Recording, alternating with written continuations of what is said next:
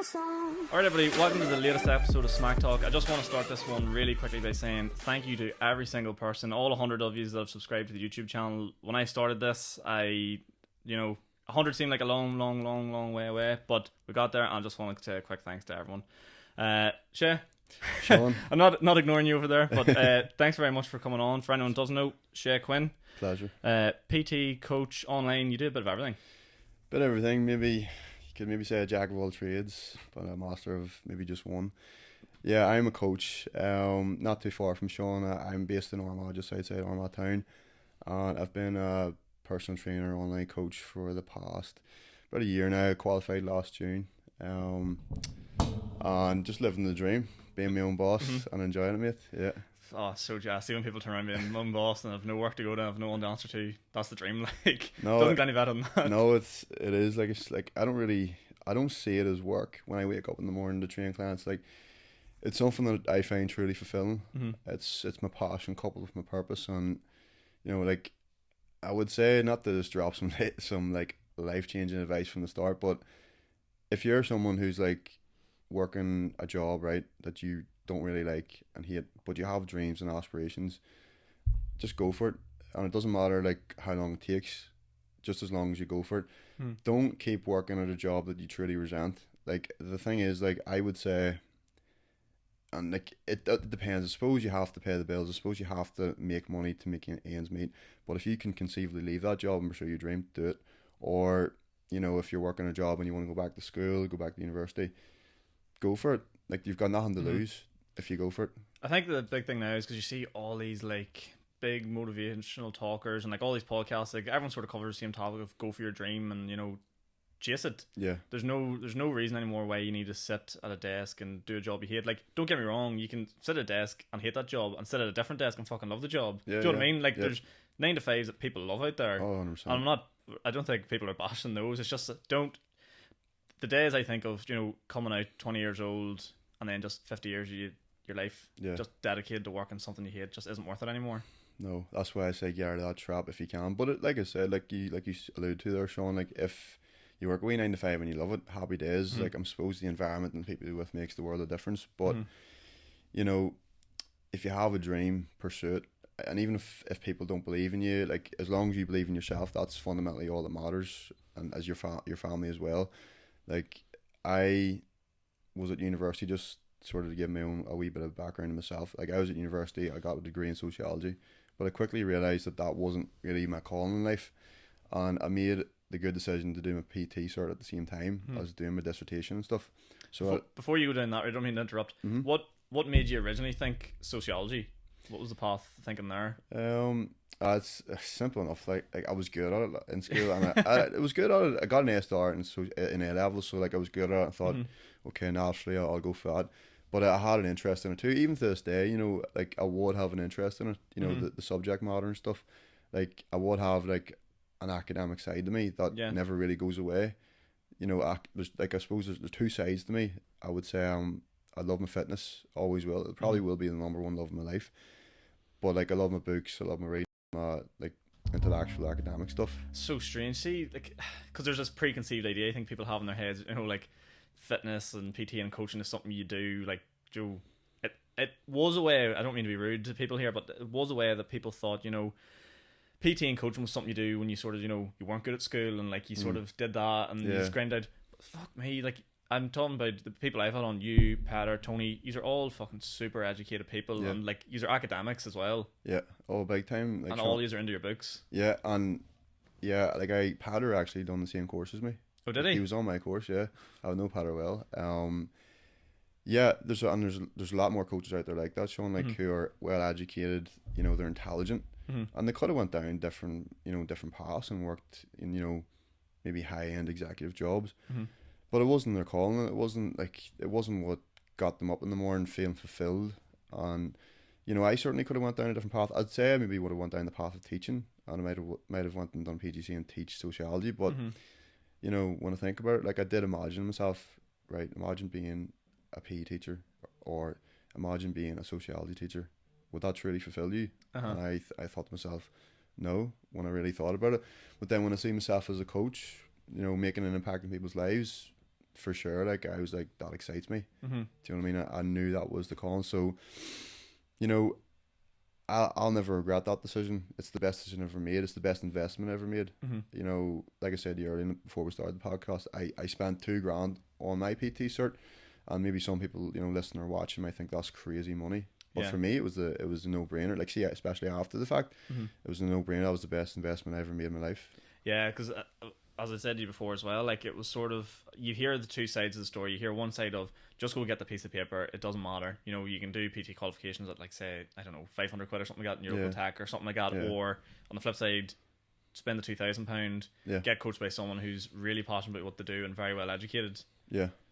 And I suppose both have their own, you know, their own merits as such. Like, but if you want to take it serious and you want to go long term, always invest. 100%. You always gotta keep learning, keep growing every single day. Mm-hmm. It's just part of having a growth mindset, and that was kind of something we were taught as well in the course. Like, just to shout the place that I done my certification because they'd appreciate it is Elite Belfast. Hybrid Fitness. MJ Land is the guy who runs that. So anybody who's maybe thinking about becoming a coach and is watching this, do hit them up because they're the best place to do it. And I'm not just saying that because I'm biased. I can tell because, believe it or not, Sean, there's people who actually were already qualified PTs doing that course. Oh, really? Yeah, like, because they'd maybe done it in attack or... Like, I've heard stories where you can literally buy it. Like, you can buy the certificate on Groupon. Like, I don't know if there's much truth to that, but it's just something I've heard. Or you can do an online course. Like, how the hell are you supposed to be a coach doing an online course? Well, a big part of it, human interaction. I mean, a lot of people are doing online now, so, like, you've sort of opened that gap distance, but especially for, like, the PT and stuff like that, like, if you can't communicate with someone and you don't come across genuine, you've no hope. Like, you have to be a people person. Yeah. You know what I mean? Like, you know, like, I see there's a lot of coaches out there, right, who don't look like, it's not, no disrespect, but they don't look physically impressive, but they're fantastic coaches. Yeah. Because they care about their clients, they emphasize with their clients, they go above and beyond for their clients, and, you know, they know how to get results to people, and they can, and like, they're people persons, like, put it that way.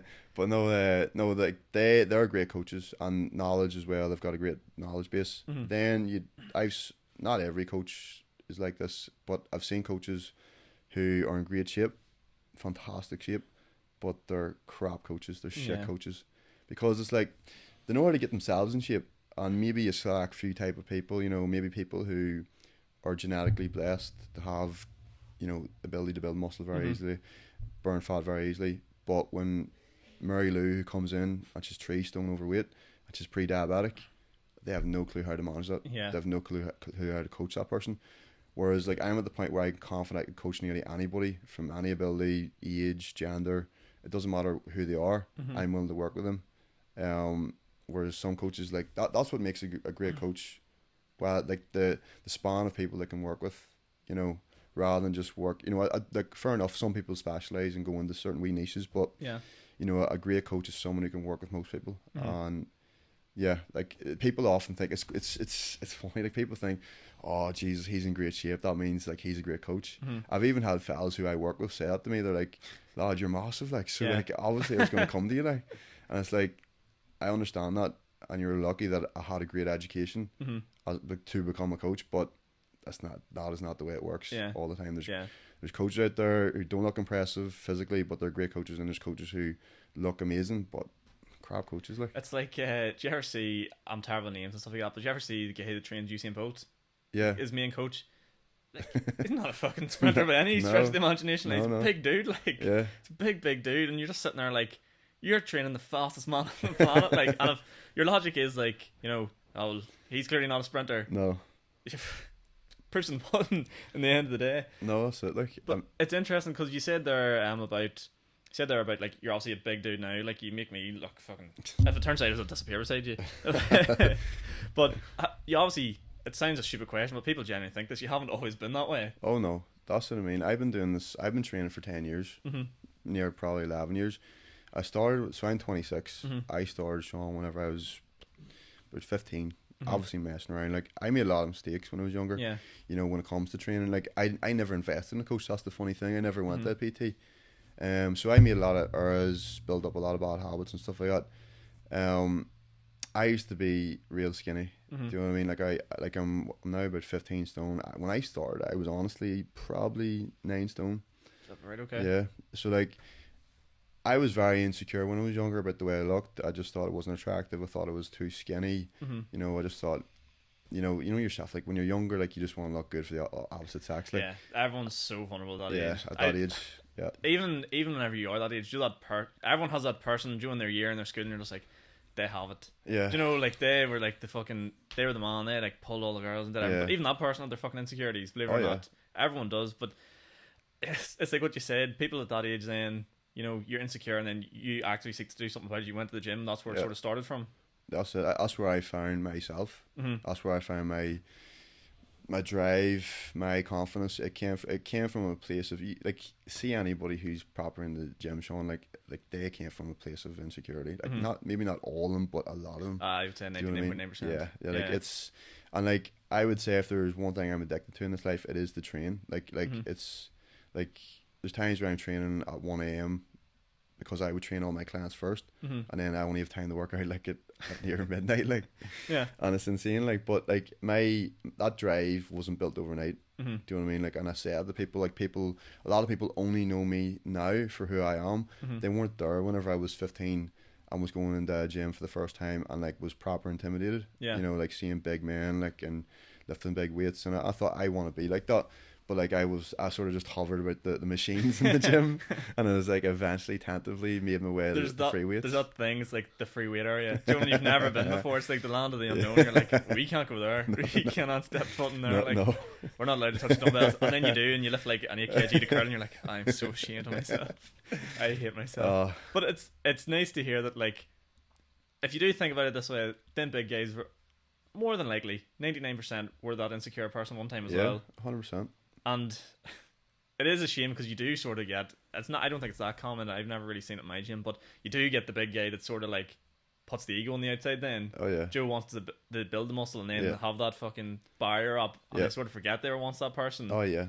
They lose a wee bit of humility. So like they come from a place of insecurity and they build themselves up so much that they forget who they were. But like, you should never forget where you came from. Yeah. Do you know what I mean? And I've been guilty of myself. There's been times where I've been probably a bit arrogant. I've been like not too confident, but cocky. Like you could say there's a fine line.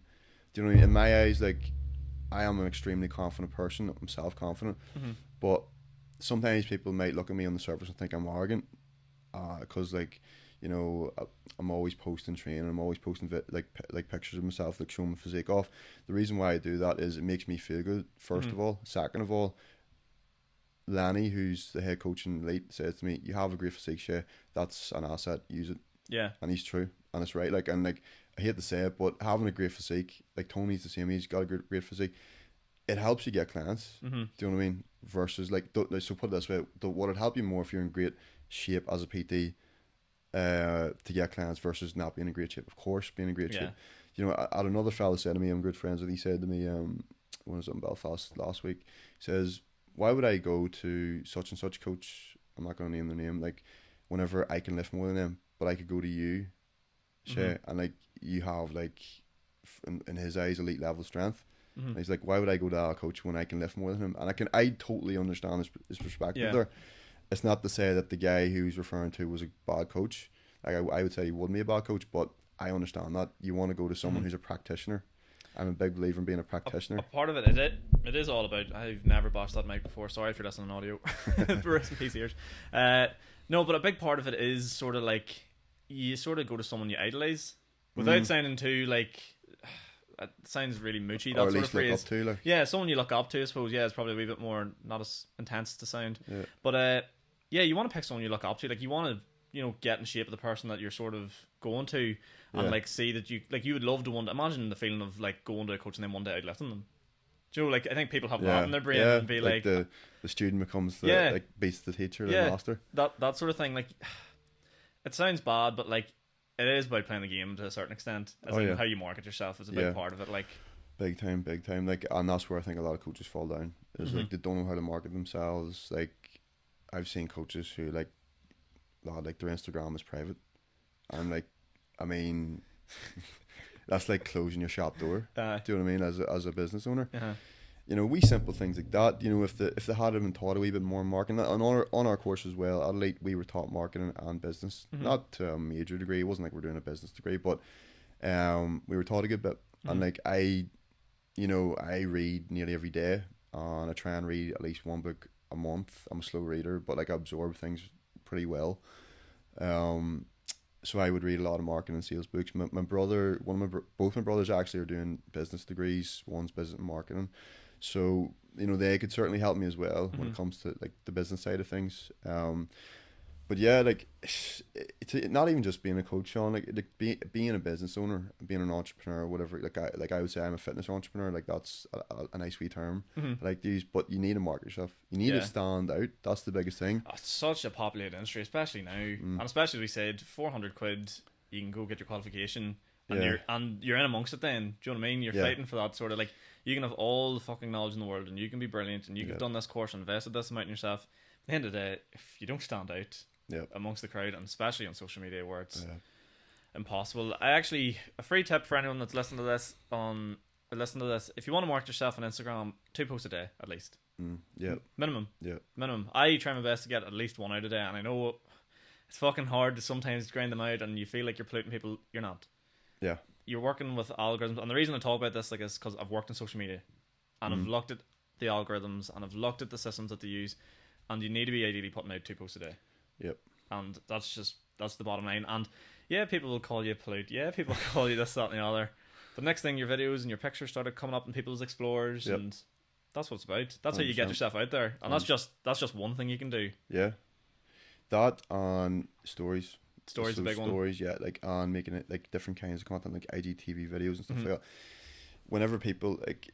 This is a wee bit of business as well, like in marketing. So prospects, which is the people you want to eventually maybe make as a customer, they need to see you a certain amount of times before it clicks in their mind. Not everyone. Like there's people who will literally follow me, and straight away they'll message me looking coaching. But they might have found out from someone. It might have been a referral or something.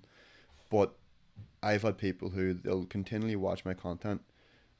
And I think the number is like at least 26 times before you get into the prospect's mind yet. And then I've had people say to me, you know, this is just like wee snippets of what people would say. They'd be like, I've been watching your content for a long time, Shay. I've been liking what you're putting out. You seem to know what you're doing. You've got great results with clients. I'd love to work with you and like carry you as a coach. So like that's what I mean. Like, and to grow your Instagram and everything else, post on your stories, like the posts as well. Like you're not gonna stand out if you're not putting yourself out there. No. Simple as like. No. And the other thing is, I suppose for people that don't really do this, it's interesting as well. The way Instagram typically works is the more you watch someone's story, they come to the front of the pile. Yeah. So you could watch, say you spend a minute watching them every day. As soon as they put up that new 10-second video, it'll jump past everyone's shit and go to your front. So you're constantly being, I suppose it's a good and a bad thing on both ends. Like, it works both ways, but that's how it works.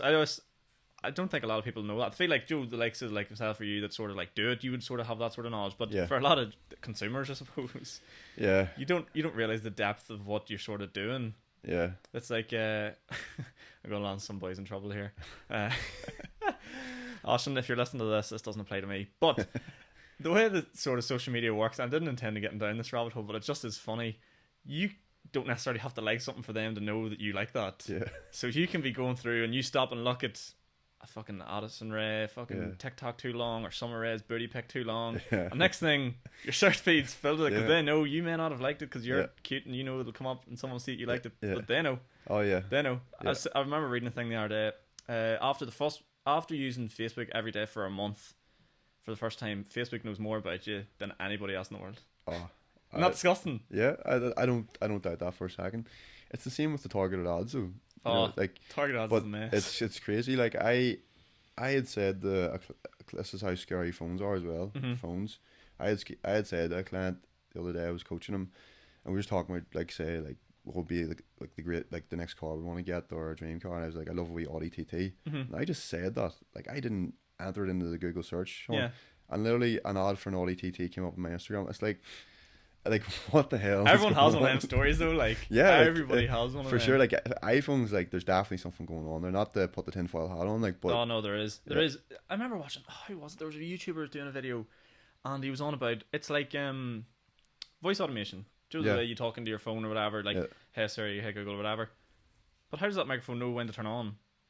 Do you know what I mean? Yeah. It's always on. Oh, it has for to sure, be. for sure. It doesn't just go, oh yeah, you may talk now and flick itself on. It's always on. And whenever I heard that, I was like, fucking devil phone. Like, I'm going back to my Nokia. Press number 1 3 times for the letter C or something. Playing snakes. Yeah. Oh, take me back. Take me back. Yeah, those are the days. Like, take me back. Simpler times. Like, but yeah, not to get down the rabbit hole of put the tinfoil hats on, but it's funny with people talking about, like, you know, vaccines and the government want to track you. Trust me, if they want to track you, then do it through your phone so much easier. It's already a done deal. Yeah. Do you know what I mean? It's too late. Yeah. It is far too late. They already know all they need to know about your salary life. Yeah, the likes the Mark Zuckerbergs have already sold us all out. Like, so for money. And did you watch that show on Netflix that was like this? Is it the social networking dilemma? No, what was it? Social media dilemma or something like that. Is it on Netflix? It was on Netflix, yeah. I must watch it. It was like a movie. It's like an hour long. It's a wee bit. I've said this a few times. It's a wee bit cheesy with how they sort of like describe it through like cheesy cutscenes. You know, like what the inside of your phone looks like, and there's like actors running around and stuff like that. But it's a wee bit cheesy, but it gets the message across pretty well and like what they're doing. And if you haven't watched it, it's a good eye opener. Yeah, it's a good eye opener for people from what they're doing. And as I said, they're like just from like you may not have liked something, but they know you like that content, and all they're about is keeping you, you know, on the app. Oh, hooked. Yeah, that's it. That's what their design. Social media is designed to be addictive. Yeah. Do you know what I mean? Now, the likes of like me and even yourself, Sean, they promote the podcast. Like, you have to be on it. Yeah. Like, from a business standpoint, like my business is true. I do use Facebook, but I get so much business through Instagram. What is the story of that? I don't enjoy Facebook, and maybe it's this age, you know, that some sort of 20 age category, and maybe it's seen as like an older person thing now. But Instagram is so much heavier the way, and especially for like, I suppose, like consumers for yourself, or like consumers for the podcast and stuff as well. It's interesting. Yeah, like I think it is a generational thing. Even though, like, I recall whenever it came out, Facebook, I was maybe only first or second year or something like that. Like, I remember the Bebo days. Do you remember that as well? Oh yeah, I was Bebo. Yeah. I was there. I was laughing the other week because Jackie McLean was saying when someone used to call you out in Bebo, and I was like, Jesus Christ, there's people listening to this don't even know what Bebo are. Oh, for sure, like proper like millennials, like Gen Z. Like. But no, Instagram, I just think it's very simple. Do you know what I mean? Like, I love the simplicity of it. You post pictures, videos. Facebook has a lot of, like, you see Facebook, I think there's a lot of just, like, it's too political at times. Yeah. Not to say that Instagram isn't political, but, like, it's either statuses people put up. And, like, I would go on Facebook and you just see people put up statuses, like, just speaking utter dribble, like. Yeah. And then sometimes, you know, you might get an odd person who puts up, like, something with meaning behind it. But, yeah, it's just, I think the simplicity of Instagram, and it just seems like to put it simply, it's just more sexy than Facebook. Yeah. Do you know what I mean? I think as well, I think the biggest thing about it, Sean, is the how user friendly it is, and then like the pictures. I think people are just drawing the pictures more and like seeing photos, and Instagram is the perfect like medium to show off the perfect life you're supposed to have. And that's another thing. I know we chatted before about maybe talking about like body image and social media and stuff like that, and that's my problem with Instagram. Like, Instagram just shows all the good times. Yeah. Do you know what I mean? Like, you're very rarely going to come across someone's Instagram where they're going to like put up this picture of themselves crying, or like all the bad moments of life.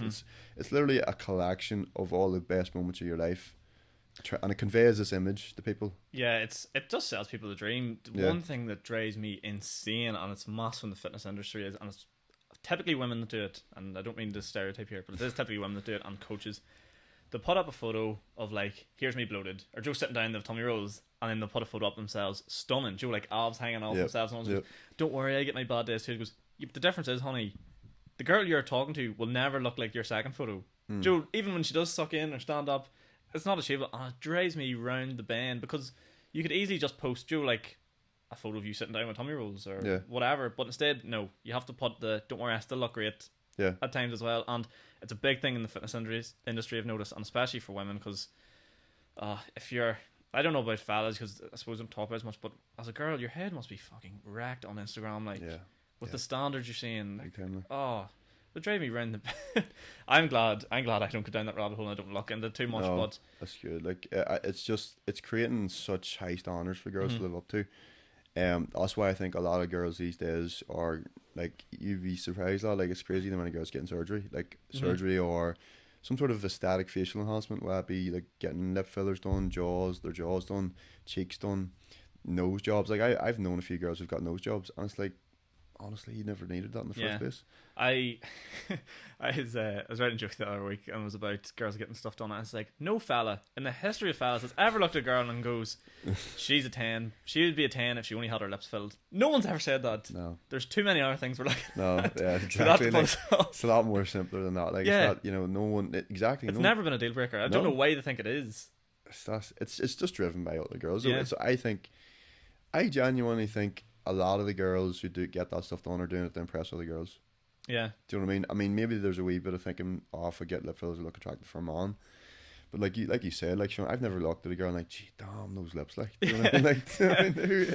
Like, what man has ever done that? Like, I don't think anybody has. Like, stay at her lips, hey. No, not a chance. But then I think you're sort of taking away, like as you said, people do feel insecure, and that's fine. Everyone feels insecure. But you talking earlier, you worked through that. Not worked through it, but that hard work and dedication makes you feel some sort of gratitude at the end. Handing someone fucking, I don't know how much lip fillers are not in the market, but handing someone over a couple of $100 to get your lip filled, are you really going to feel better about yourself in the end? You always feel better once you put in the work, I think. Yeah, I found my self-esteem through hard work, through training, for sure. Like, I mean, you're exactly right, lad. Like, I really don't think these girls find true satisfaction and self-esteem. Maybe some of them do, but there's a good book that sort of talks about this, where it's by a guy called Maxwell Maltz, Psycho-Cybernetics, and he was a plastic surgeon, and he talked about like cases where it's all about perspective and how the person sees themselves, so self-image. So he talked about like two examples. There's two guys who had facial disfigurements, two different cases. One was a war veteran, so he got like this big massive scar down the side of his face. He'd actually enhanced his self-image because he was a war veteran, and he's like, I got this because I fought in World War II. Then there was another guy who was involved in some sort of accident, glass shattered in his face, ripped his face open. Sort of a similar scar. Just sort of more tragic accident sort of thing. Yeah, both of them had facial disfigurements, right? But yet the guy was so self-conscious about his appearance, the guy with the accident. But very similar. Like, if the guy, Maxwell Maltz, said, if you seen both of them in the same room, you'd be like, sort of the same sort of disfigurement there, but two different self-images totally. So, and he also talked about people, like, there would have been a lot of women who got the surgery that they wanted, and looked the way they wanted, like breasts done, whatever, face done, and yet they were still unhappy. So he says he came to this conclusion, it's like there's something deeper at play there. It's not about the way they look on the outside, it's like it's something in here they're not addressing. It's something internal, whether it's they're not working on like their emotional health, their spiritual health. I'm a big believer in holistic health. That's something I suppose I could delve into, is like, it's not just about the physical or the mental, spiritual. I'm big into spirituality. I would meditate, things like that. I wouldn't go as far as to say like, when people say like, oh, do you believe in God? And it's like, there's a good line I always say it back to people when they ask me that, and it's like, Jordan Peterson. I say, I act as if God exists. That's the way I act. Oh yeah, okay. You know what I mean? Yeah. That doesn't. He's very quiet when he said that. He's like, it's not. He doesn't admit that he believes in God, but I act as if he does exist. Yeah, so basically, in other words, be a good person. Do you know, like the morality of religion? Because like that's the thing. Like a lot of our morals today, like that's the one thing you have to say about Christianity. You can say what you want about it. There's a lot bad about religion, a lot of wars over it, but it did build a foundation for a lot of morals in society today. Don't kill, don't steal, don't covet your wife, stuff like that. So yeah, I'm not religious, but I'm certainly spiritual and believe in spirituality. So, when you mean you believe in spirituality, like what does that involve? Because I think some people hear spirituality and they're picturing beads and steam waterfalls, like like sitting in the fucking lotus position, like meditating. I believe in. I'd say I believe in the power of the universe. Do you know what I mean? The laws of the universe, like everything happens for a reason. That sort of stuff. Yeah. Okay. I'm the same. Yeah. 100%. Like, and I'm a big believer in. I maybe would say karma. Like I sometimes think, does karma exist? But it's like one of those things as well. Like with the God example of Jordan Peterson, I would act as if karma exists. Mm-hmm. But it's just it's a good wee way of enforcing yourself to be a good person. Yeah.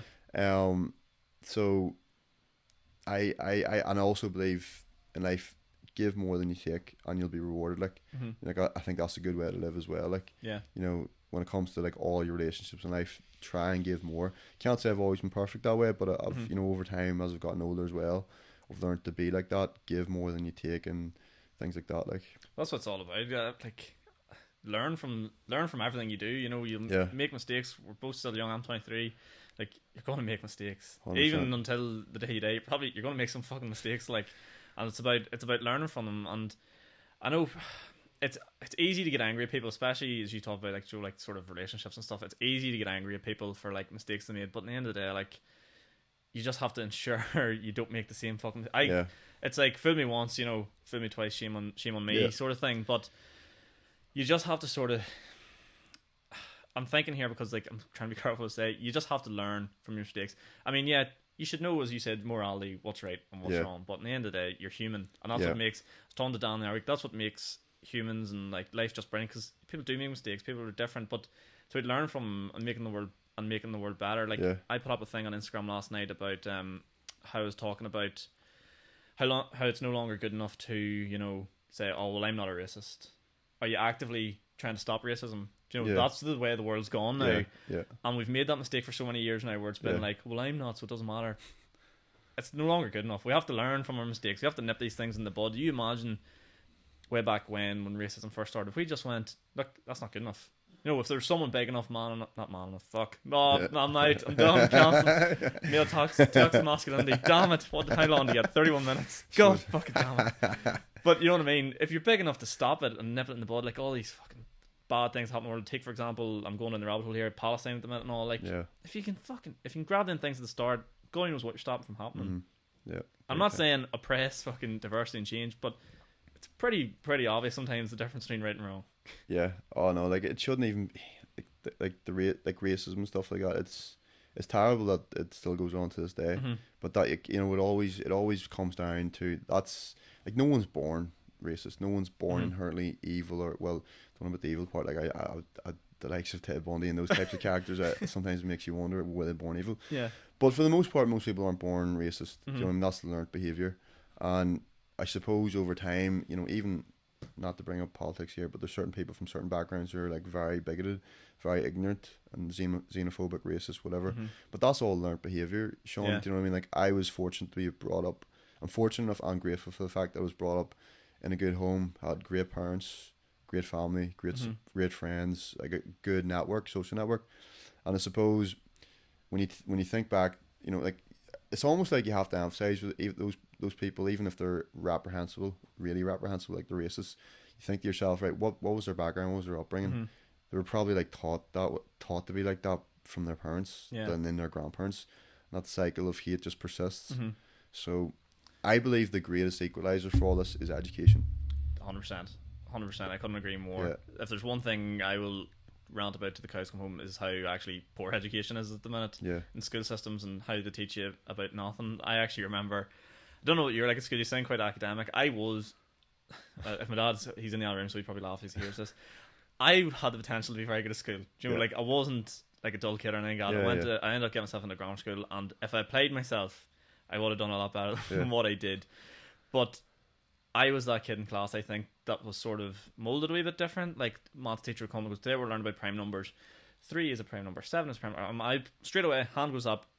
Why do I need to know this? And she's like, because it's coming on your test. I goes, Joe, it just didn't process. And then you have the fucking now to be lawyer, doctor in the corner, just, you know, waxing it all out, knew everything, you know, took it all. And I was sitting there like, I was sitting to the guy beside me like, this is bullshit. Are you listening to what she's telling us to learn right now? What is the point in this?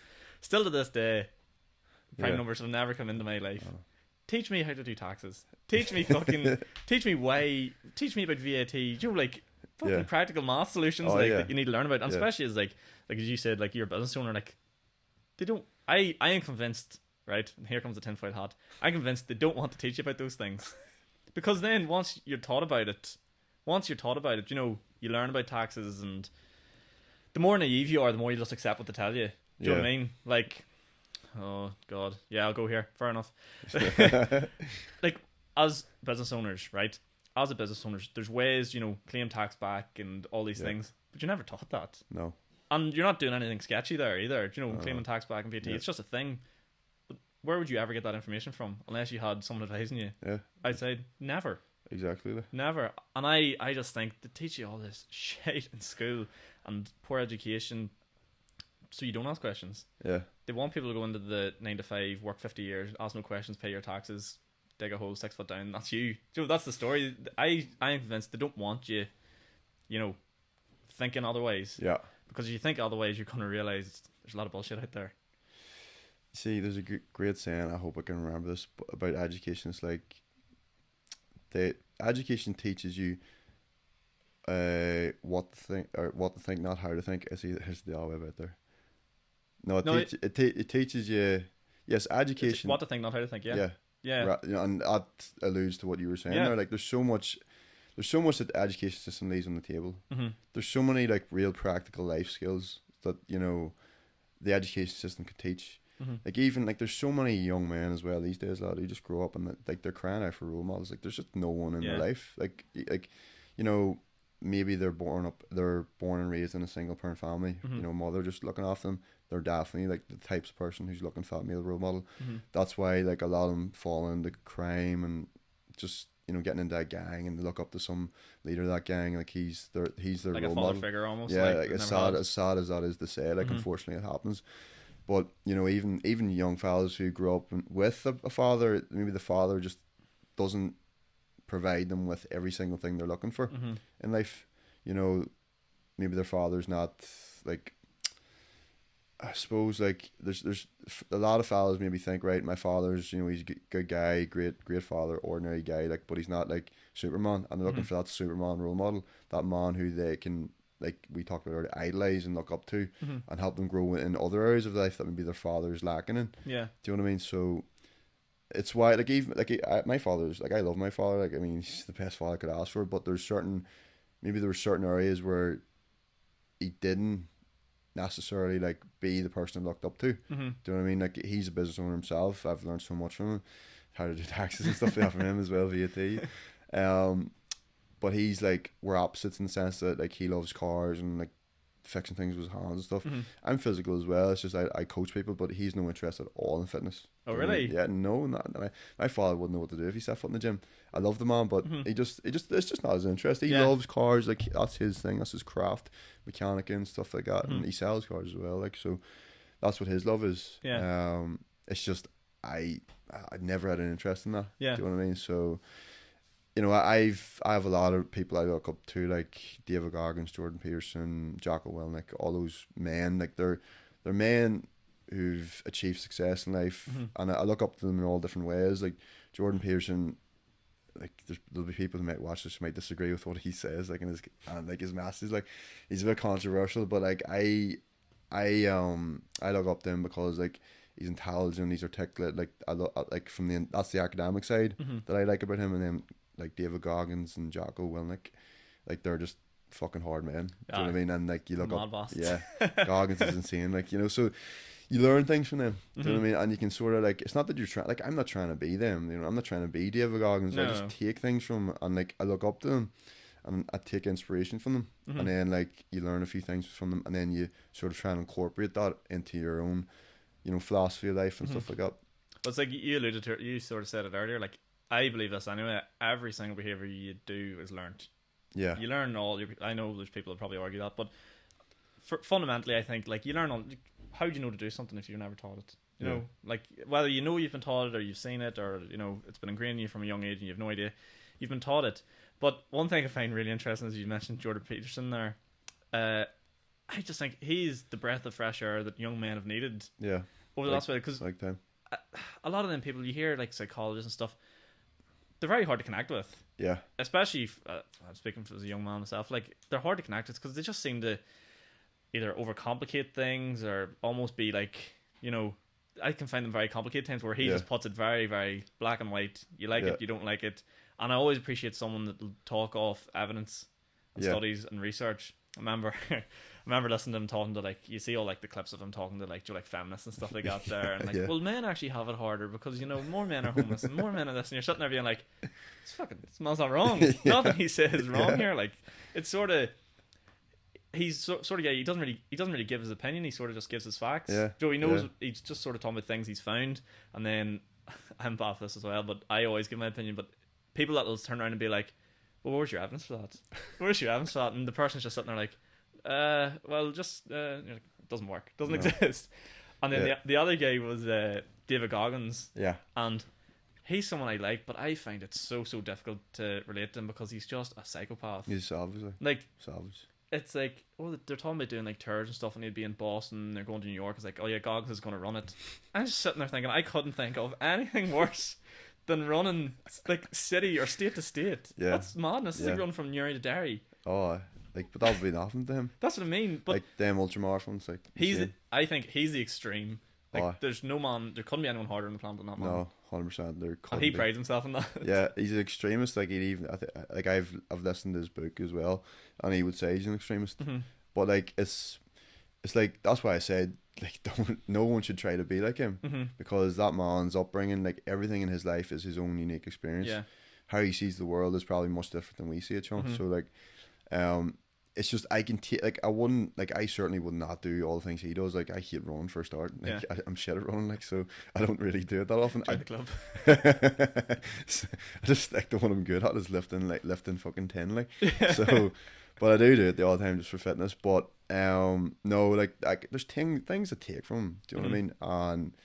And yes, I will agree with you. He is a savage, like, and I think he's hard to relate to for some people. Do you know what I mean? Like, but I love, it's more about the mental side of things with him that I love about him. You know, he talks about callous in the mind, and whenever he says things like stay hard, that just means strengthen your mind. Yeah. Because if you can control, well, like, it's hard to completely control your mind. I would disagree with him there, because like, I've studied daft psychology as well, not to go off on a mad tangent here, but like Carl Jung, Sigmund Freud, those sort of fellas, they would say you're not the master in your own house. Like, that's what Carl Jung would say.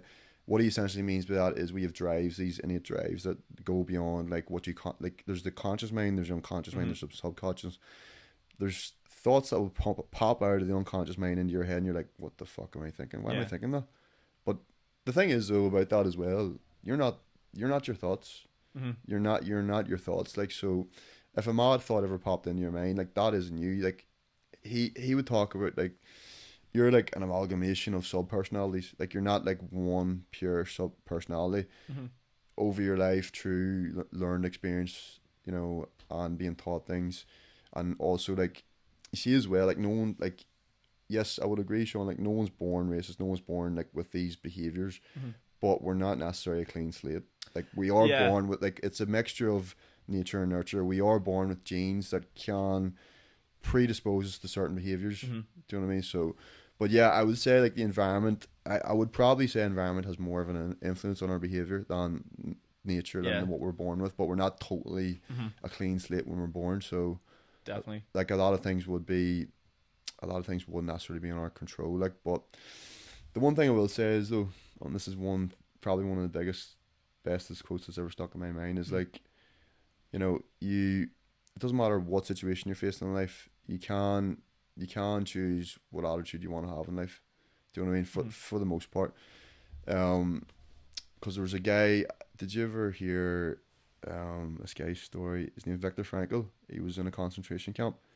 He was a Jew. Man's Search for Meaning, really great book.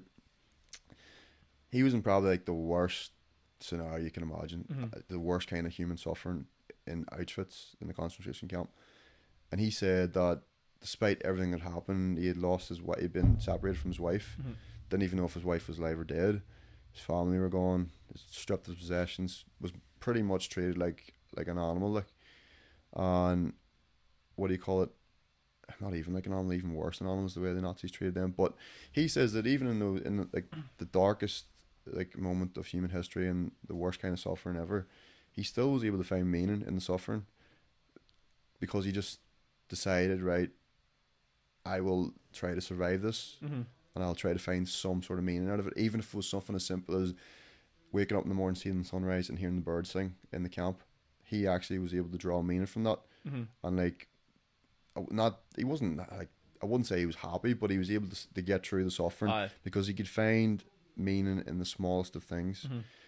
And I suppose that kind of goes into like, well, it's sort of like the reason, because I've been to Dachau in Germany, going to concentration camps. No evidence that anyone was, killed there. It was sort of a work camp, but heavily suggested that they were. Yeah. No evidence suggested. And I've been to Auschwitz, the largest concentration camp they had. Yeah. And just horrible, horrible places. But the thing was, what you're saying is, that guy, what was his name? Victor Frankl. What you're talking about there is, it's a reason to keep living. It's a reason not to give up. A lot of people name camps like threw themselves into electric fences to stop the suffering and ended their own lives and stuff like that, just to stop the suffering. But the point is, he found that way. The reason why you need to keep going, the reason not to fucking throw yourself into the fence, the reason not to give up. And it's a big thing for a lot of people. Yeah, big time. Like, I think even people today who are maybe struggling with mental health problems, like, if you can find the meaning in the smallest of things, that can be a great help. And it's kind of, what he done as well is he immersed himself in the present moment, which I believe is a big thing for like trying to be happy and content. And it's something I actively practice as well, because I've read a great book by a guy called Eckhart Tolle, and he would talk about the present moment, how it's so important. So, a simple thing would be like, if you just wake up in the morning, go outside, listen to birds sing, be in nature. I'm fortunate I have a load of dogs that I absolutely adore and love, and I just, like, I immerse myself in the moment with them. I'm not thinking, I'm not ruminating, I'm not like excessively thinking about the future or the past, because those two directions, you get caught up in the future, you start to feel anxious about the future, or you'll think about the past and maybe the mistakes you made in the past, and you'll just be filled with regret. So the present moment is all we have at the end of the day. When you think about it, like, this is all we have. Like, you can't be in the future, you can't be in the past. So that's why even having this conversation with you, Sean, I'm totally immersed in the moment. I'm not thinking, what am I doing later today? I'm not thinking what I did last week. I'm not thinking about the mistake I made 3 years ago. I'm in the moment with you, enjoying the moment with you, like being present and immersed in the moment. No, that's good. I think, it's good to read these books and stuff like that to make you aware of them, but I feel like someone that maybe, I'm a bad man for not reading books. I'd love to read books, but I never just get into it, and I'm sort of, sometimes it scares me to like think that way, to be that like aware, be that present and aware. Like, trust me, it is very easy for me to empty my mind and not think about anything else, right? Very fucking easy. I have a gift, and I swear this is a gift. Every night I hit the pillow out like a light. It's like, Joe, like, you're not thinking about anything. And I'm no fucking sleep expert, but I feel like, the big reason people struggle to sleep is because they can't switch off. They can't switch it off, and whether it's because of their phone or the brain or the stress or whatever it is, for some reason. I mean, I don't really blame God either, but when given this gift, I can like knock out. But it scares me that the fact that, once you realise that you're doing that, like, I'm sitting here now talking to you, being like, I'm not thinking of anything else. But to be present and aware of these like psychological things that are going on in your mind, I think it can be scary for some people. It scares me to be, that like aware almost. But at the same time, I see the benefits of it. If perhaps maybe you weren't like that before. It can open your mind and your eyes to things that obviously you weren't aware of, and it can definitely be scary. One thing, it's funny you say about being scared and like freaked out. See, the one thing that freaks me out, space. Like, that freaks me the fuck out. Like, I was listening. See, the first time I listened to, I'm sure everyone at this stage has got like 12 million views on YouTube, the Joe Rogan podcast, Elon Musk. Did you ever listen to it? Like the first one he was on. The very first one where Elon Musk was the biggest weirdo on earth, and he could hardly speak, and he would like ask him a question, and you go, this is what I think, Joe. And you're just like, what is wrong? Where have they gotten this man from? I turned it off after 20 minutes. See, once he started talking about simulation and space, and I turned it off, and it's just like, right, so this is going to be a slow burner. Few days to get through this one, like, because Joe, when you're not aware, and like people start talking about these things, and what about that, and space, and fucks you up. What scares you about space? What's it about space? It's just the vastness of it. Do you know what I mean? When you think about like what the hell like is out there, like it's and even it's maybe actually the universe itself, like how infinite it is. And then you're always thinking like, what if we just get hit by an asteroid someday as well? That as well, like, do you know what I mean? It's just like, do you know what it is? Like, ever since I searched up like different asteroid things on Google, now it's always like asteroid. Do you ever see that on the Google News? Like, see if you search things, then that's the stories that come up. So it's like asteroid was like the closest like it's ever, this asteroid passed recently, and it was like fucking a million miles away. Do you know, but you see the media, they always spin it like it was super close, and it's like when you look into the fine print, it was like fucking like 5 million miles away, like or even more, like, and like they make it sound like, oh, it was so close, like it was like skimming off the atmosphere. No, I definitely see him. Yeah, because then people were like doomsday preparing, and like all these mad bastards in bunkers and all. They're like, we fucking told you, like, man, do you know how far away 5 million miles? Yeah, it's crazy. Like your mind would be blown by that distance. Like. Mm-hmm. Mm-hmm. I think you can sort of get yourself in like a trance. I've talked to people about this before. Like, do you know, like you like think of something as like infinite. Yeah. I might do a bad job of this, but think of something that infinite, and your like mind goes into almost that like uncontrollable, like you can't control. You're just thinking about how, like, say like vast spaces. Yeah. And you can't physically comprehend. No. How far it goes. There's the potential that if you look far enough into space, you can see the beginning of Earth. You know, with the Big Bang happening. Yeah. Need to take a break. No, that's it. Like that's, you know. But going back to maybe the point about like reading and stuff. Like I think a lot of people are afraid to read like and learn about things because I don't know. Like it's probably a variety of reasons. You know, maybe growth. It's like I will say, I see growth. Growth is not fucking easy. It's not. It is not pain free. Yeah. You know, to grow, like you must. I wouldn't, like Goggins would say, to grow you must suffer. Like, and I would agree to a point. Like, obviously, don't be fucking torturing yourself and suffer seems like a hardcore word. Yeah, he is just hardcore. Uncomfortable, maybe. Yeah, uncomfortable for sure. Like, get out of your comfort zones. Mm-hmm. Do you know what I mean? Like, that's really what it is. Like, cause you don't really read, lad. Like that's for you. Comfort would be not reading, but then stepping out of your comfort zone would be starting to read. Mm-hmm. You know, for me, stepping out of my comfort zone would be not totally stop strength training, but going and doing swimming. I am a shite swimmer, so like that would be really out of my comfort zone to start doing swimming. But there would be great benefit to do it because for me it's a big life skill to be able to fucking swim. You know, like most of the earth's surface is covered by water, like so, and like, you know, it does make sense to be able to swim, but or run more, like things that you're not good at, basically. Well, it's like the age of, like, no one likes doing what they're not good at. Nobody like ever. And it's like running, especially. Like, I'm not a great runner, but went back to football this year, and you just have to do it. Like, you have to suck it up, and you just got to push yourself through. But I think you're right. It's coming to a stage now where people are becoming more aware through the likes of books and stuff like that, and they're realizing that, like, you know, and like through the likes of podcasts as well, like the likes of David Goggins and all these people, you're starting to learn more that how you need to push yourself. Yeah. People enjoy coasting. Don't get me wrong, there's nothing better than being comfortable, but you're never going to learn, you're never going to improve, you're never going to make yourself any better by sitting there in the same state of comfort. Yeah. And you'll look back, I guarantee it, you'll look back and even look at yourself from the last year in lockdown. Did you really push yourself? Did you put yourself out on an uncomfortable position? Yeah. You've had a really good opportunity to do it. Yeah. Do you know, like, you've had a good opportunity to go rack up 10k. You know, if you had ran every single week for the past year, no doubt you probably would have been up around the 10k figure mark. And did you take the opportunity, or did you let it pass you? Yeah. In the end of the day, like, don't get me wrong, it's been a hard fucking time for people. It has been, but I think, especially with the likes of the pandemic, you're never going to get this time again. No, like, you know, it's funny you say that. Like, I think people have went either two ways throughout this time during this pandemic. Either people have doubled down and really focused on themselves, really, you know, strive to grow with the extra time they have, or people just fall into, you know, extreme levels of comfort because really now's the time to get comfortable because you have no jobs. Like, some people are furloughed, they have no responsibility. So yeah, it's one of two ways. And like, even people I've worked with from a coaching standpoint, like, some of them said, you know, like, geez, I just like fell off the rails there during lockdown, and good that they're getting back on it now. But that's what I mean. Like, in my mind, like I suppose, like, this is why I really relate to Goggins, in the sense that I have an extremist mindset. Like, I can't be comfortable. Like, I actually would, like, for example, like, training. Like, if I don't train, if this is gonna sound insane. Like, if I don't train for more than 2-3 days, I start to feel physically uncomfortable. I'm more or less admitting I have an exercise addiction here. But like, that's how I feel. Like, I've went on holidays with like my girlfriend in the past, like, and I had to do training there while I was away in Mykonos for a week.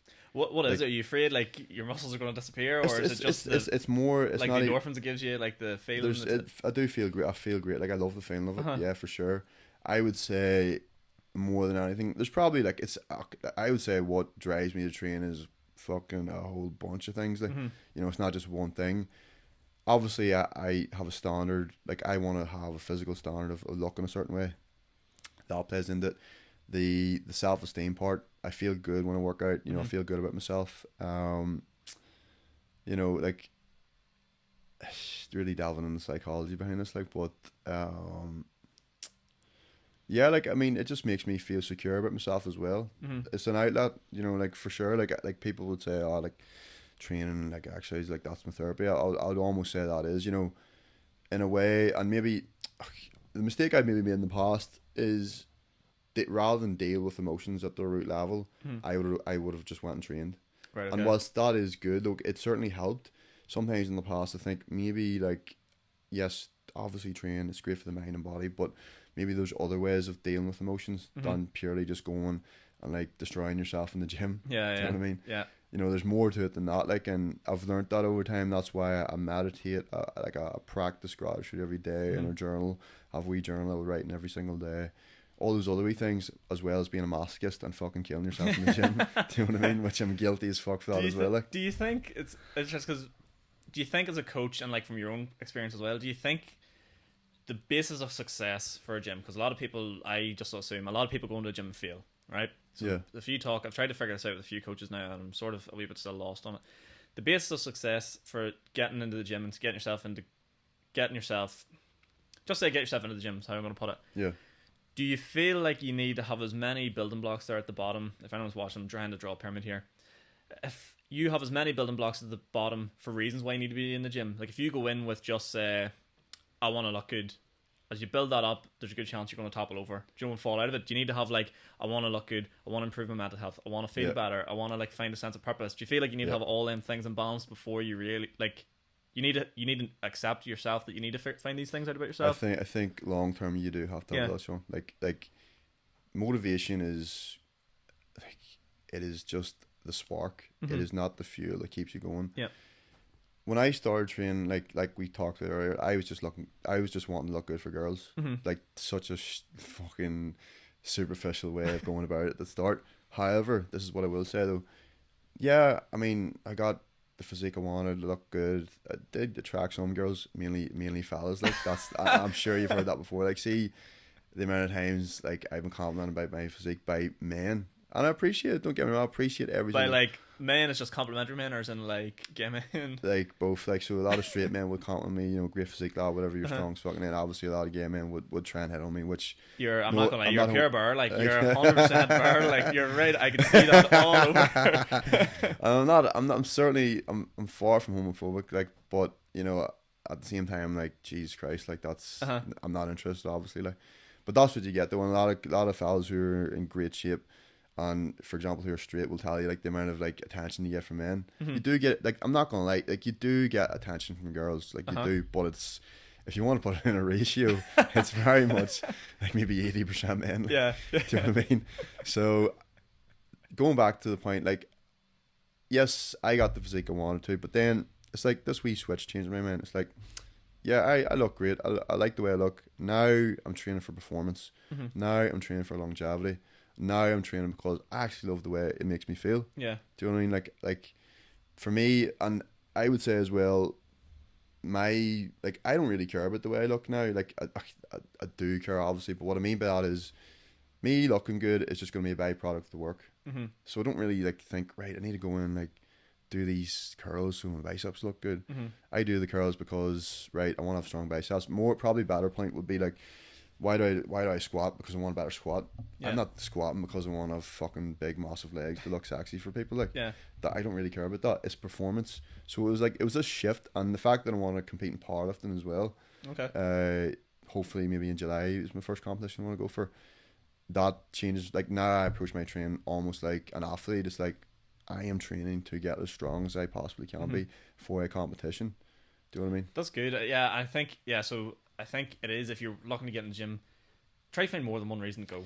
Yeah. I mean, if you can find one reason that makes you go, brilliant, but even be honest with yourself. Even like sorry to cut you off for that, but even if it was like, even if you join a gym just so you can look good for girls or guys, whatever the case may be, fair enough. Yeah. If that's the spark you need, go for it. Mm-hmm. You will fall in love with the process, and you will fall in love with the training, and you'll get hooked on it.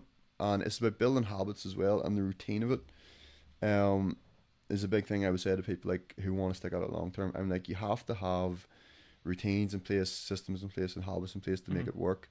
Do you know what I mean? And I think as well, the health standpoint as well, like if you actually educate yourself on the health benefits of strength training, aerobic training, going for runs and stuff like that. I want to live like do you know what I despise? I despise when people say, "Oh, I'm here for a good time, not a long time." I always reply to people when they say that. I'm like, fair enough, like, but I'm here for a long time and a good time. Yeah. Do you know what I mean? Like, I want all the cake. Yeah. I don't want one slice. I want to have it all, and I will fucking work to have it all. Do you know what I mean? So that's how I approach it as well. Health would be a big motivator as well. Like when you look into things like living longer, staving off chronic disease, heart disease, cancer.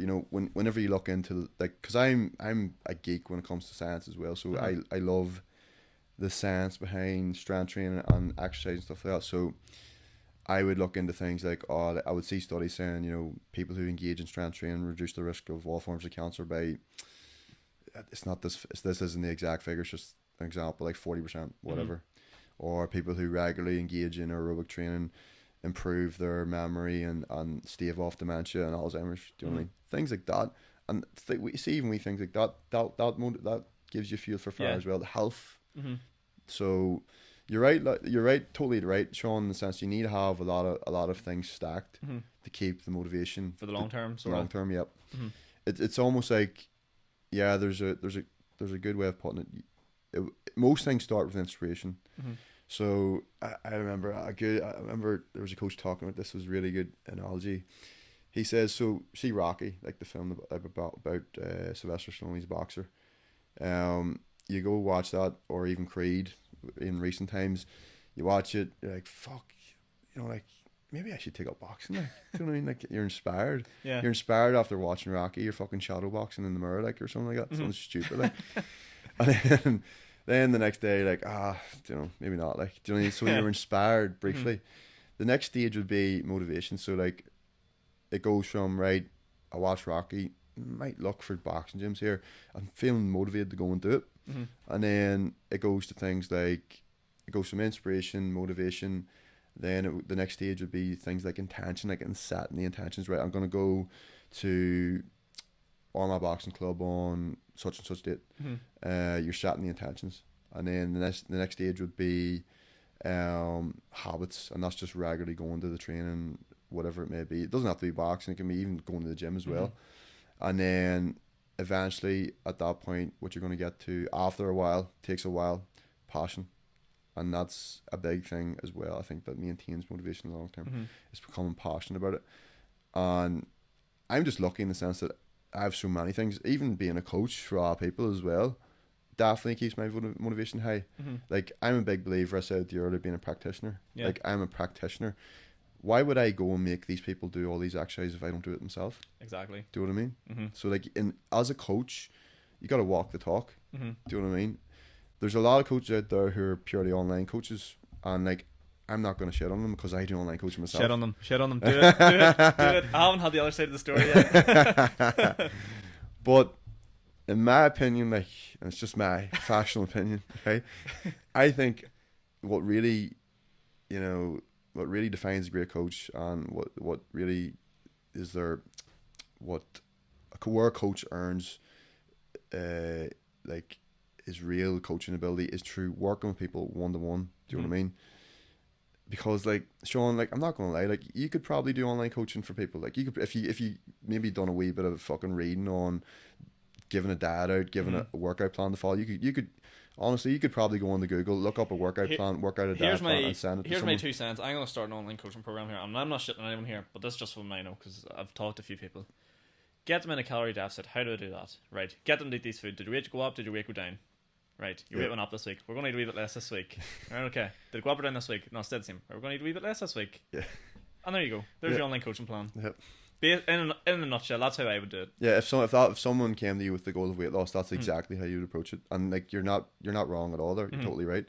And I'm sure you could probably pull up a basic like strength program for them to follow as well, and you'd probably get results. I hate to say it, like now obviously there is a wee bit more nuance to it. Like obviously, what my approach with online coaching is, I would give them all the tools, all that and stuff like that. And like, I mean, a big thing I've found people with online coaching, but also one-on-one, is accountability. So people would purely hire me, Sean, just for the accountability aspect, just to have someone there who is going to hold them accountable, message them, call them. Like what I do with everybody is online anyway is a video call them every week. Okay.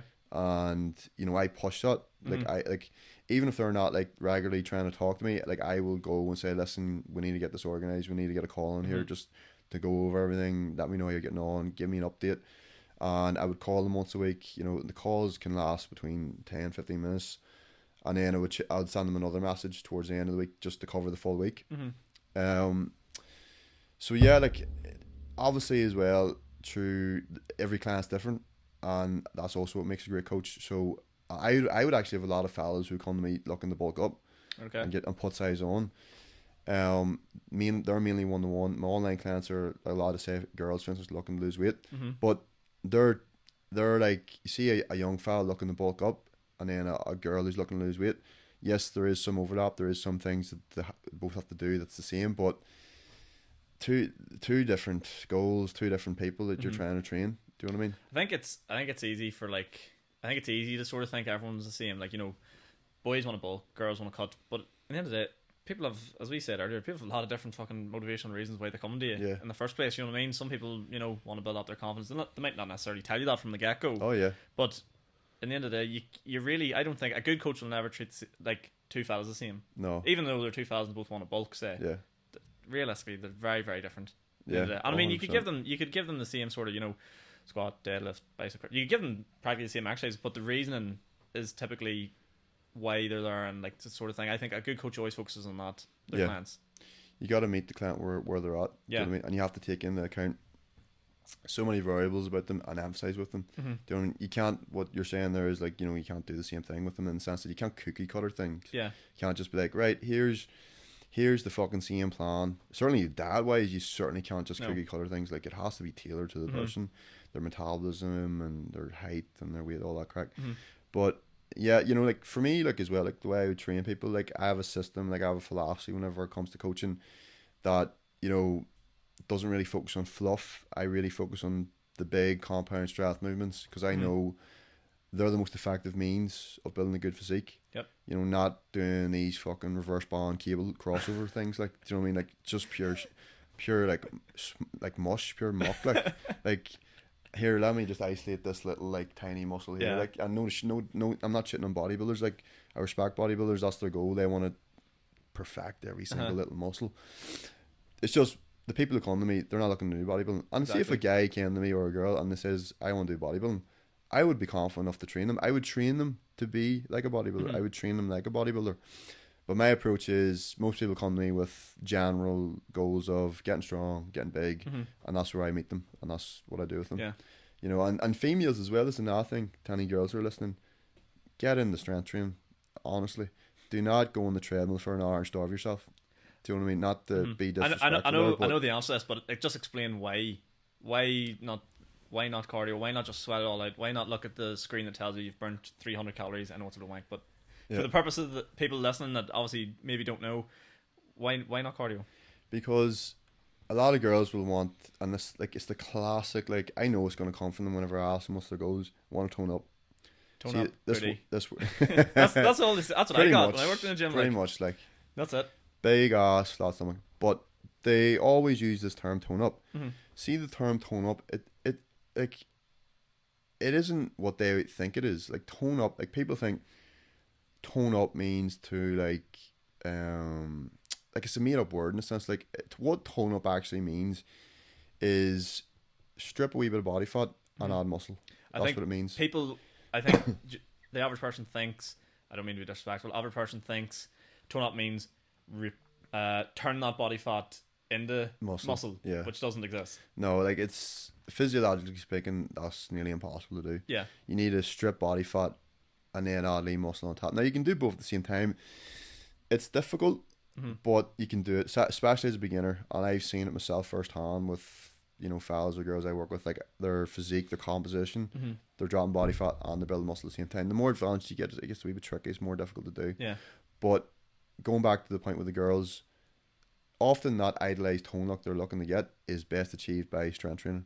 Do you know what I mean? The problem is whenever like they go on the treadmill for an hour and like they're like eating like 500 calories a day. Like again, I've heard things about what girls eat, and I've heard stories with girls starving themselves. You will just look like a size 0 model. Do you know what I mean? Like you'll have no, and like I don't want to like, me personally, like I like a girl who's athletic looking and curvy, like, and isn't like, and isn't an absolute stick. Yeah. Right. And that's no disrespect to girls who are really thin. If you're really thin and genuinely happy about the way you look, and you know you're not starving yourself excessively, and you're eating good food and you're training, all part of you. But it's just a lot of girls fall in this trap where they think, right, I need to do loads of cardio, I need to like really cut my calories low, like whereas I've known girls who regularly strength train and believe it or not, Sean, they're eating like 2,000 calories a day and they look amazing. Yeah. Do you know what I mean? And I'd well believe it, yeah. And it's trying to like get girls to think that way. Step away from doing loads of cardio and start doing strength training to build a really good, strong, solid physique. And like, and then another thing is that girls think they're going to turn into She-Hulk if they start lifting weights. And it's like, it just doesn't work like that. Even for guys, like, it is hard to build muscle for guys, and we have so much more testosterone. I read a thing the other day, or not read, I was listening to a thing the other day. Girls, just the way they're built and their autonomy and stuff, you will never have biceps like a boy. No. You know, no matter how hard you train them, it doesn't happen. Like, you're not going to turn in and have this tennis ball popping out of your arm. Like, it just doesn't happen like that. The only way it could possibly happen is if she was taking steroids. Like, I mean, massive dosages of steroids. But at the end of the day, they're taking the male hormone, the male sex hormone, to achieve that look. So no, they like, you will never look like a man. If anything, you will get that look that you're after. But a lot of girls, and this is another point as well, and it's not always the girl's fault either.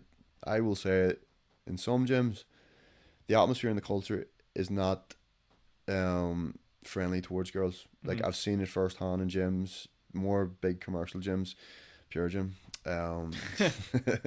Shit on them. not Pure Gym Newry, like, it's alright, like, but Pure Gym Belfast, right? I've seen like girls would look at the free weights and it's almost like they're completely put off. Some girls do go in and fair play, but like I've seen like the way some men get on, like they'll just stare girls, like, and like, oh, it's like, rotten. Yeah, it's disgusting. I've worked in the gym and I've had to tell fellas before, it's like, I mean, it's a tough one, you know, because you can't say to them like, fucking stop being a creep, like, but you'd sort of like approach. The way I would approach it would be like, I'd go up to a fella, even if you see a fella doing it in the gym, you know he's staring creeping at a girl, like, I'd approach them and just say like, look mate, I know, like, she's good looking, isn't she, or something like that. So like, break the ice with them, be like, she's good looking. It's like, yeah, she's like, fuck, you wouldn't want to stare too long though. You like, just like ingrain it in their brain that you're like, I can tell that you're fucking staring at her, like, without actually saying, Joe, because if there's one thing I've learned in the gym, especially if someone hasn't asked for it, people don't want your opinion. Oh yeah. Massively, like, massive. But going back to your point about the girls in the gym, and especially the commercial gyms, I'm lucky because I've worked in a council gym, so like, it's a friendly enough atmosphere, and the people you get in, like, there's no like massive people come in. Like, I think heaviest dumbbells we have would be like maybe 30 kg. So, you know, you're not getting like really, really hardcore people, or like, it doesn't just facilitate those sort of people. But yeah, I get it. Would you be? I've asked people this before. Would you think a girls only gym would be a successful idea, or girls only time? Yeah, I like the idea of it for sure. Really? I know, I'm aware of there's definitely one facility. I don't know where it is. I think it's like GRLS Fitness. I'm maybe getting the name wrong, but they're an all female gym. I think, do you know what it is, Sean? It's like trying to create the right culture in a gym. So my goal is like I'll actually, not next Tuesday after, I'm expanding my gym and getting it fully kitted out the way I want. It'll be a proper, like, it is a wee gym now, but it'll be, in my eyes, a proper gym.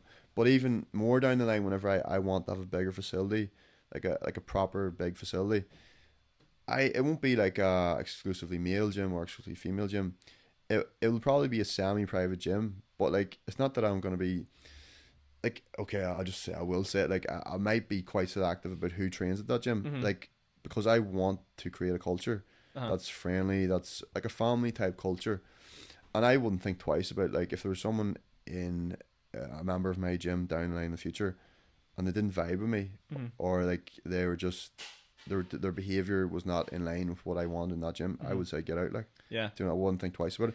It would be same if there was a coach. Like, if I was to hire a coach, I would want them to be bought in to what I want for the gym, the culture of the gym, the atmosphere, how we do business. Like that, see, that's another thing as well. Like, a lot of people said to me, if you owned your own gym, like a bigger facility and all, like, would you like rent space to the PTs? No, I would hire coaches.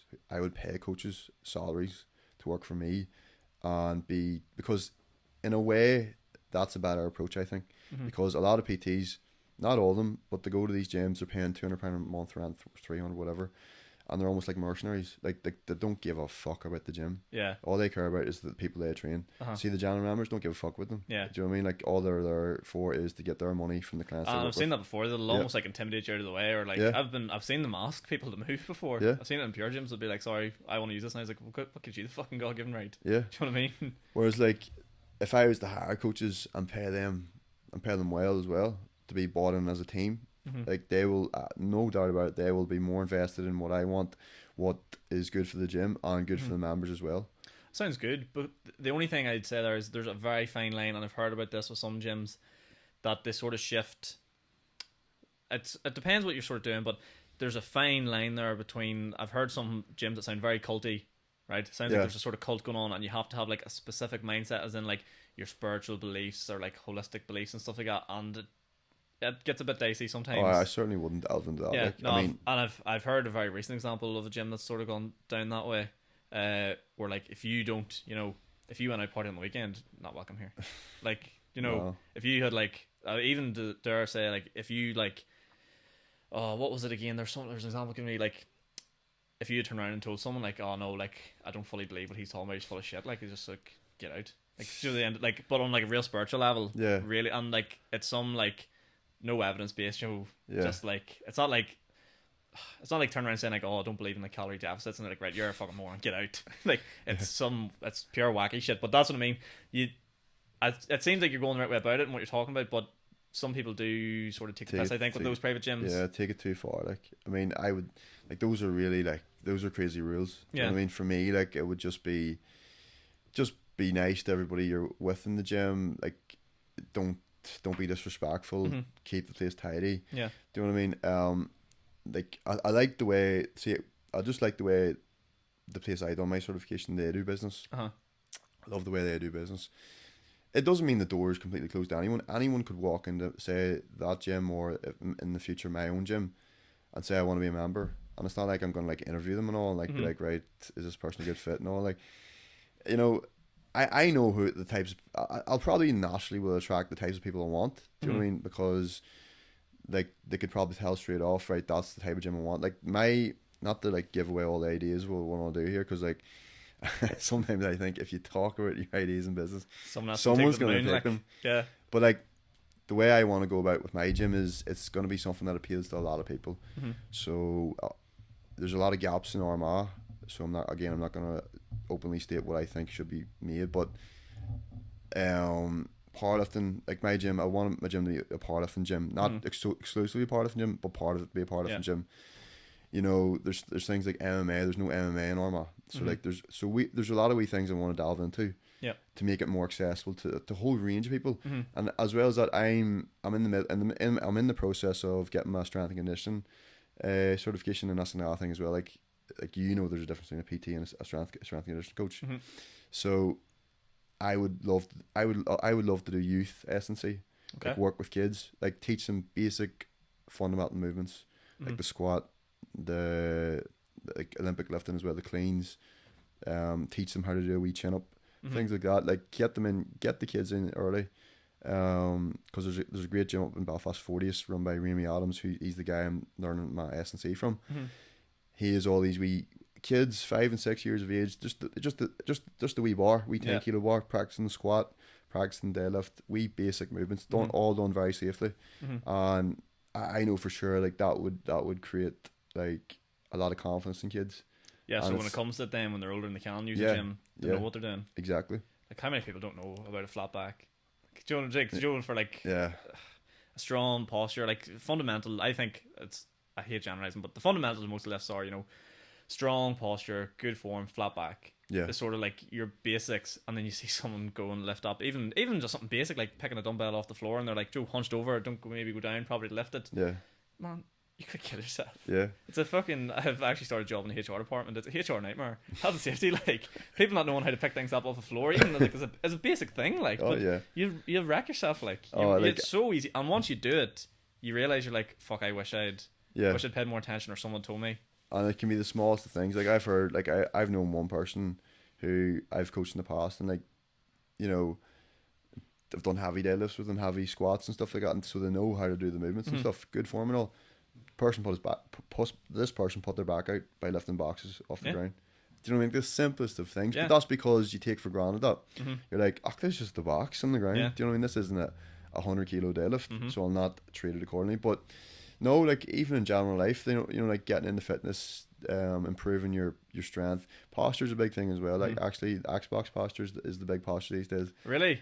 I'm a bad man for posture. My posture is shocking. But that's the thing. No, that's easily corrected, Sean. Like if you like doing strength training would easily correct that. Do you know what would that be? Would that be a range of like pull movements for like shoulders and back strength? Yeah, and even the deadlift, right? For instance, if you deadlift, see at the very top of the deadlift, it's obviously hard for me to describe when I'm sitting down, but the very top of the deadlift, when you extend and you're standing tall, chest up, that's good posture. All right, and you're literally training that.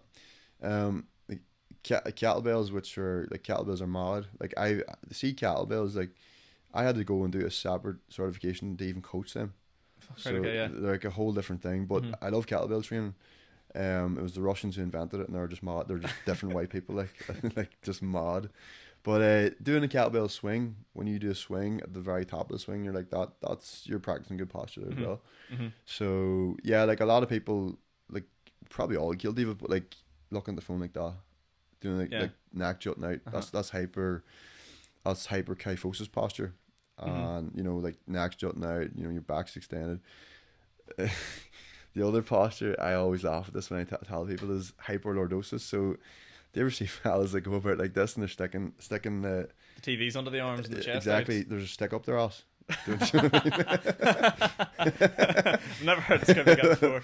Do you know what I mean? Like the chest is pumped out and they're like got this fucking excessive arch in their back. That's what I always say to people. He's got to stick up his ass.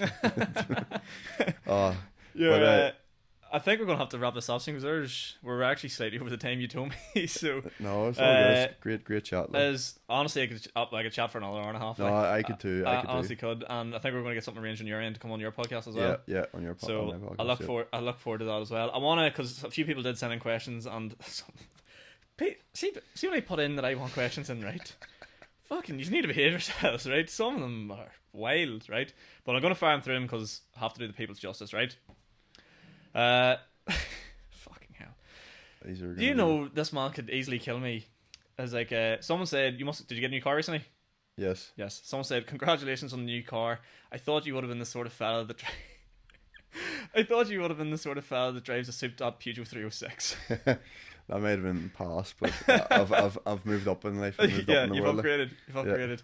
Fuck you, whoever that was. Fuck you. Someone said, would you ever consider shaving for your topless pics?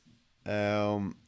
Because a lot of people like to be, a lot of people like the Ronaldo skinless, smooth look. Yeah, like it's that. I've even thought about that myself. I thought like maybe it's from an aesthetic point of view, it might look better. Like being having less hair. Like it's just the actual bother of having to shave that off. Do you know what I mean? Like, but I know whoever said that, like, I would agree. Like, I think being totally shaven is better, but like sometimes the effort. Like, personally, I don't. Personally, I think the fuzz in the hair. Like, I have the hair too. Like, and two, it's maintenance. Yeah, it's alright for the photo, but see, once the wee fucker start growing back, no. Like, no. So fuck you. Stay hairy if you're out there. Stay hairy. Someone wants to know, GA Championship, Armagh out in the first round, yes or no? Are you down, man? I'm down, man. Yeah. We're out in the first round. I'm gonna throw my hat in the ring. Donegal and Park Asler. Well, I wish I could say, with full confidence that no, we'll be alright, like we'll get through. But the team. I just think back to the glory days where of that team to the early 2000s, like winning the All Ireland and stuff like that. The glasses are on, like. Yeah, like I mean, it's just. I'll always support Armagh, like no matter what, like, and even like how bad we get, like I'll always support them. But I'll say we'll get past the first round. I'll go a wee bit of optimism. Like. I can't wait for the enemy fire off this cliff. I cannot wait. Someone wants to know any advice for starting your own podcast. I guess we both dived into that one. Yeah, just we could touch on that. I would say it's a lot harder than you think. As in, not that people make it look easy, but it's a lot harder than you think. It takes a lot of time. Yeah. Getting guests isn't always as straightforward as you think either. You know, you have to really, you sort of have to make yourself uncomfortable. And you said to me before, made a good point, like reach out to people that you think will say no. Yeah. Do you know what I mean? 100%. Never be afraid of that as well. And the other big thing is, unless you have a big phone, you're not gonna be doing well on your reviews for the start. I think you really need to grind it out. Yeah. Grind it out. But the other thing is, it depends how humble you are. I said to Shay before this, I humbled myself at the very start when I first started doing my podcast and went, look, this is a building process. If one person listens to me, I'm fucking delighted. Thank God more than one person did listen. But do you know what I mean? It's all about building that network.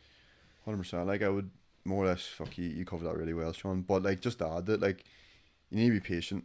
Yeah, and you can't be like, oh, I'm gonna be Joe Rogan, next Joe Rogan, like I'm gonna be massive. You're gonna start off, and there's gonna be a handful of people that listen to you.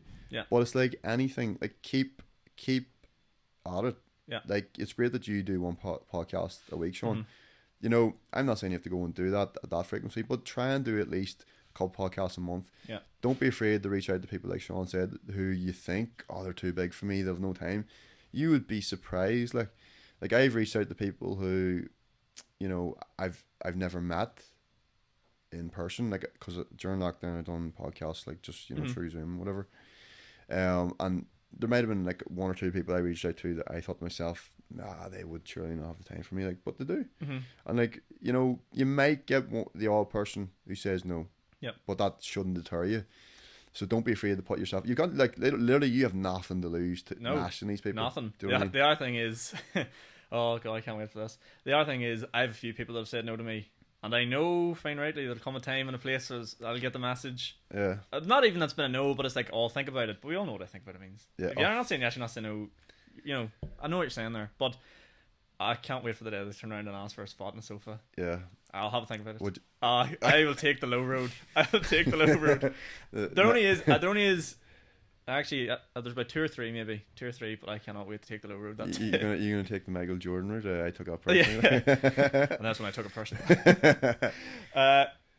Someone wants to know, you sort of answered this to me before. MMA, would you give it a go? You're a big guy. Yeah, so I've been doing it off and on, the MMA, and yeah, I would definitely want to have one fight. I was even sort of prepping to have a fight way back, a couple of years back up in Belfast when I was training, but I just sort of fell off the wagon, just went on holidays and stuff like that, and just lost. Would you have anybody you'd want to call out? Any beef you need to settle? No. Jeez, beef, like. Or would it just be like you'd want to fight another just sort of like guy that's like so sort of similar level, like like probably two beginners, like. See, I'm a big believer in not holding on to negative emotions. I wouldn't say there's anybody in this life that I hate. Is there people I dislike? Yes, of course. Like I'm sure everybody has people that dislike. Yeah. Don't enjoy their company. But hate's just not to go off on a tangent here, but hate is such a strong emotion, and I really think those emotions can just weigh you down and be too basically toxic. Yeah. So no, definitely. No, there's nobody I'd call out, Sean. I would probably just fight. Jake Paul, actually, fuck him. Like, I'll call him out. Because I actually asked Keely O'Hara, one of the CrossFit guys, and he was like, "I'll take Annie Malone." I was like, "Fuck yes, fuck yes, get a set up in the EST gym. I'm all for it. But yeah, just on your hate thing, I don't want people to get mixed up. I don't hate the people that maybe said no to the podcast, but catch you in the long grass. And I don't hold on to them things or think about it too often. But just as someone brought up there, he's like, you know what, fuck you. Yeah. I'll finish on this. That's probably. Going forward, because I like finishing on going forward and future mentality. Yep. Going forward, world's opening up again. What are you looking forward to? What's your main thing? Fuck, a good night out in a proper club, like. Fuck, I see if you turn around to me and said, getting clients back and working, to tell you to fuck. Night out, yeah. Yes, 100%. Like, it's been a while since we had like a proper night out in a club. Like, I'll not lie, like I've lived in Belfast the past 4 years, and like. obviously I'm well accustomed to the Holy Lands and like house parties and student houses. I do have friends who are still students during their final year and stuff. Yeah. But just going to like a proper club and a proper night out, like we haven't had that in a year, and like we're social animals, so we need that social interaction. I know a lot of people like have probably even suffered over this lockdown because everybody's different in their views in this, Sean. Like I wasn't super like strict on myself in terms of meeting up with friends and stuff, but I know like I have one friend in particular who is very, at the start certainly, he was very strict with meeting up. Like he wouldn't have, and he had his reasons. You know, there's vulnerable people in his family, but I know the impact that can have on people's lives when we need that social interaction. 100% for our 100%. health overall. Like 100%. It's so refreshing. Like last week I went up to Belfast just with my girlfriend and just see people sitting around tables at an outside bar and just like chatting, having a good time, and like you're not worried about like being too close or just having not having to think about those things anymore is definitely going to be a breath of fresh air, and I can't wait for it. I actually had a guy tell me not so long ago there about, I don't want to finish on a bad note, but about mental health aspect from ambulance services he's heard that are under a lot of pressure, and he said like the calls they've had out for mental health is scandalous, like scandalous, and these are the things you don't really hear about in the media and the news, like, and like they'll not report on, and it's the likes of the people that will have Joel used the likes of pubs, and maybe they're an alcoholic, fair enough, they go to a pub every night and they drink every night, but that was their social scene. And now you've taken away their social scene, their interaction, and they're just sitting in a room drinking. Yeah. Do you know, people rely on them sort of things. Whether or not, it may have looked like a bad habit at the time, but them, I was thinking on the point of view is, say your mental health is at 50%, and it's dropped by half, and now it's down to say 25%. Then people are in fucking serious lot of trouble. You know what I mean? And thankfully there is good people out there, and there's people that can help and friends you can reach out to. But the likes of the people are saying that at 100% and drop to say 75%. You find them people to bounce back, but it's really that the people that were sort of on edge at the start of this. Even before it began. Is the sort of the people you worry about. But as I said, I've had lots of people on here talking about good charities that have a lot, like the likes of Pips and like all them places, like. And even now the gyms are open, as you said, like nothing better for you. That'll do wonders for people's mental health. Literally nothing better for you. And I always like to mention it to some part of the podcast because I know every single person, there's always someone out there that could help improve their mental health a wee bit. 100%. But apart from that, Shay, any other closing comments? I think thanks to all them shitheads that put in some of them questions. Some of them were great, like great questions. Like I was actually expecting worse to be fair. No, that's right. No, we've got away. No, I just want to thank you, Sean, for having me on. Acknowledge like it's great we set up here, and I just hope that anybody watching this, listening to it, has took some value from it. That's why we do these things. We talked about earlier before the podcast started. We do this as a passion project. We don't get paid for this, unfortunately. Maybe down the line, maybe like if we're lucky. Like Spotify, I'm waiting on that deal. Get that Spotify deal. Then we're making real bank. But no, we do this because we love it. And we do it because even if we just impact one person, that's mission accomplished. Do you know what I mean? And it's the same.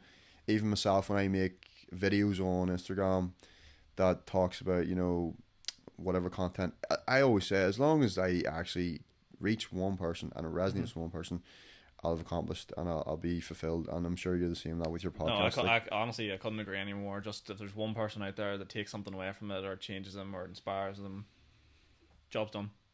Job's done at the end of the day. But I think that's going to do it. Shay, I really, really appreciate you coming on. This has definitely been one of my favourite chats. I think in terms of just flow and just getting into everything, it's been good. I look forward to coming on to your podcast as well. No, I'm looking forward to it. Catch it on Spotify, isn't it? Yes. So my podcast is available on Spotify, Castbox, and Anchor. Anchor's the one I would use to upload and stuff. Trying to get more into the YouTube side of things to to show the video off as well. But I might even hit you up on a bit of advice on that like as well, because you seem to be pretty clued in here. But yeah, that's where you can find me. You can find me on Instagram, Shay Quinn 777, on Facebook, Shay Quinn Fitness, and great having me on. Sean, thank you. I appreciate it more than anything, and I'll see everyone again. If you've enjoyed, leave a like, leave a wee review on Spotify or Apple. I actually still haven't figured out how to do that myself, but if you know how to do it, please do it. Check out all Shay's stuff, and I'll see you all again in the next one. Cheers, Shay. Good night, cheers.